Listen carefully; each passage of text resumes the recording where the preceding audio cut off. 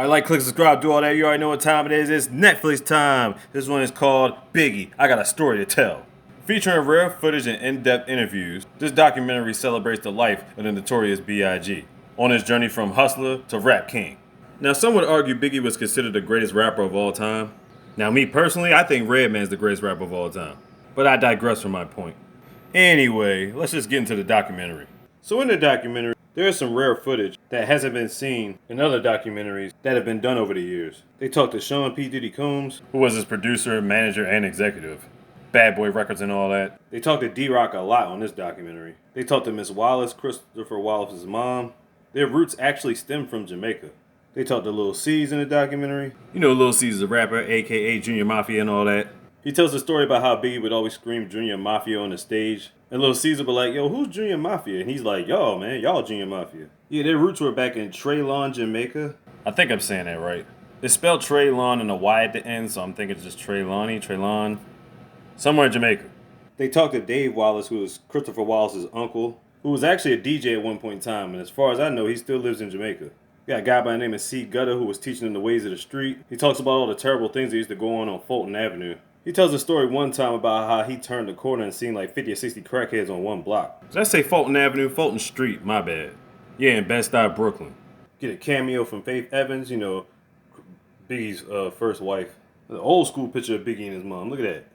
Biggie had actually grew up around jazz and art, and at one point in time, he was about to be tried to turn him into a jazz musician. Biggie used to tell a couple of his friends back in the day that he couldn't even fall asleep without listening to country music.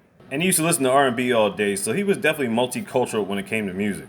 Now, Biggie at an early age did fall into the trap of selling drugs, but he did that and was working on music at the same time. Now, this dude named O, or Ali, was his best friend. Like, he was his right-hand man. They actually had a lot in common because they were both from Jamaica and they were both coming from fostered backgrounds. Ali was selling drugs too when his father was at the top of the top, but Ali would push Biggie so much into making the music, like get away from this and keep making music. Then they had this lady named Jasmine that was talking, that was Ali's girlfriend at the time. She gives us a little bit about more of the relationship between both Ali and Biggie. Popping back in the day with the Honda Accord with the flip-up lights. Now throughout the documentary they do have shots of Lil' Kim in it, but for some strange reason she wasn't there to be in the documentary itself. Why? I have no fucking idea.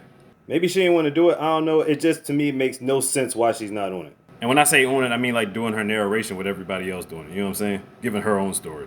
Biggie's favorite rapper just happened to be Big Daddy Kane, who was a beast back in the day, and honestly, that makes perfect sense.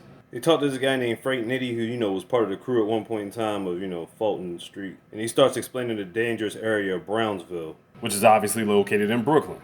You know, Biggie been spitting fire, that's what he does, but in 1991 is when he got his big break. He rap battled a guy by the name of Supreme at this point, and just flat out gave him the business. You also got Mr. C and 50 Grand on here, MCs and producers, talking about the come up, who ended up eventually producing for Big. And you know, a contact by Mario Compolongo, or Matty C for short. Yeah, he ran the Source magazine at the time, who had rappers like Mobb Deep, Common, DMX, Wu-Tang. I mean, I can go down the list. And it felt like Big was making the ultimate come up. We got to hear from record producer Easy Mo B on it. Look at young ass back in the day, Puff Daddy and shit. Now in this building, they booked a bunch of shows in, which is pretty much done deal now, but back in the day, Biggie did the song Party and Bullshit in here. I won't give away too much more, but I'll give you this segment. Towards the end, Miss Wallace does give you a little bit of story on Biggie's father. I won't say nothing, I'll let you watch that part for yourself. All I'll say is this, if you were around when Biggie was alive, you know exactly what all this is about. If you've been hiding under a rock for years, or it's just a new fan that never knew anything about Biggie, here's some background for you.